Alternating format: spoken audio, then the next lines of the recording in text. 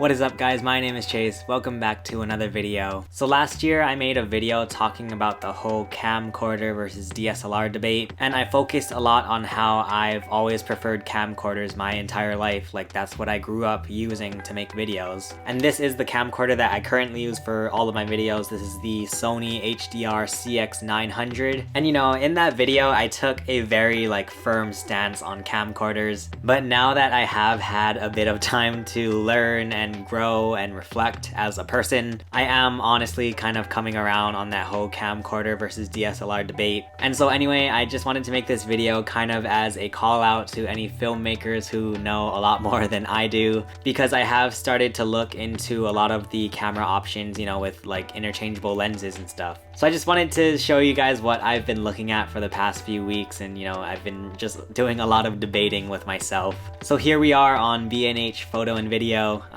To be honest, this has been my go-to site for a long time. I haven't bought anything off of this site, but I use it to just kind of look through all of the cameras and stuff. Obviously, I'm not like a professional filmmaker or anything, so this does kind of work for me as like a typical consumer, just to kind of look through the different camera options. So basically what I've been doing, I mean, for the past few years really, is just going to this pro video section on B&H. I look through some of the pro cameras. You know, I've mainly been looking at the professional camcorders just because, you know, obviously I'm a camcorder person, and so this is what I would have been looking at. You know, this is how I found the HDR CX900, and yeah, to be honest, I think for the past couple of years I've been looking for some kind of an upgrade to this camera. Granted, this camera is still awesome and I love it, and I'm gonna always be grateful to have this camera, but I am honestly looking for something a bit more. One of the options I was actually looking at was the Canon XA series. I know around here, like the early XA10s are kind of what I was looking for, but also, you know, I was looking to stay in the Sony family. I believe this is one of the cameras that I was considering, the HXR NX80. Obviously, it has a very expensive price tag, which, you know, price is kind of a big factor for me because obviously I can't be spending loads and loads of money on this stuff. And I definitely don't want to be one of these people sort of bragging or trying to quote unquote flex on people. But yeah, this camera right here, for the most part, like in terms of cameras,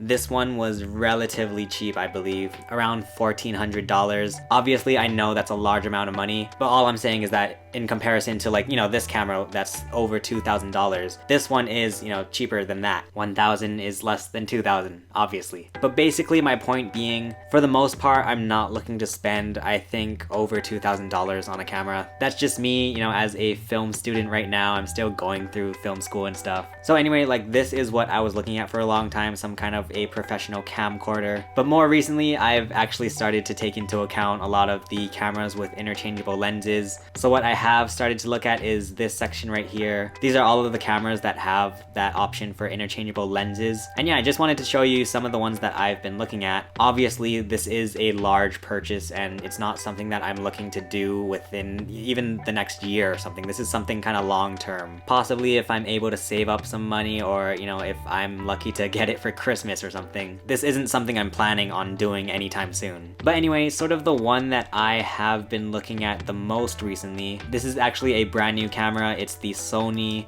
A6400. And yeah, like, I did do a lot of research on like the A7 series. In fact, another one of the cameras that I have queued up here is the A7S. Once again, since I am looking for a camera, you know, on a budget, the one that I was looking at is actually the Mark I A7S. And yeah, I know that especially on YouTube, this is the camera that everybody sort of recommends. But with that price tag, like, I just can't go through that. But besides the A7S, I've also been looking at the A7 Mark II, which, as you can see right here, is less than $2,000. However, from what I've heard, this is more of a photography camera. Apparently, the video on especially the A7 Mark II isn't very good.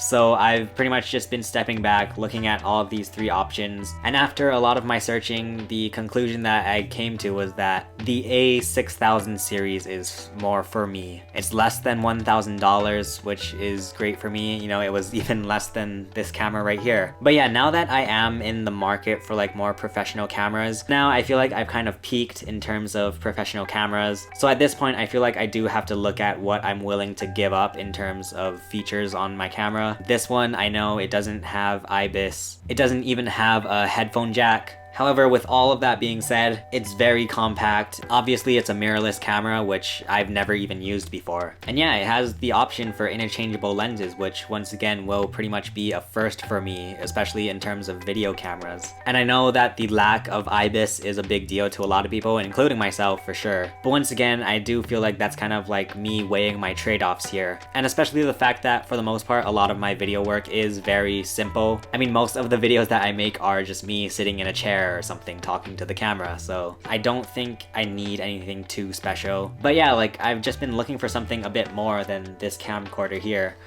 Obviously it is very bulky, which sometimes I actually like. As the saying goes, you know, bigger is better.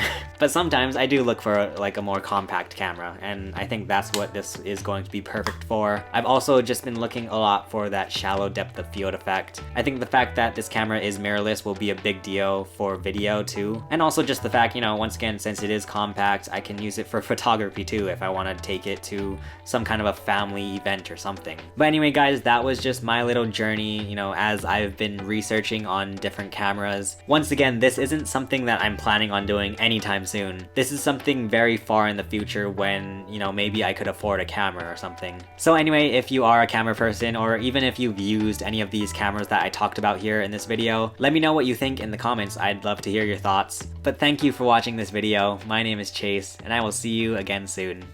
Bye.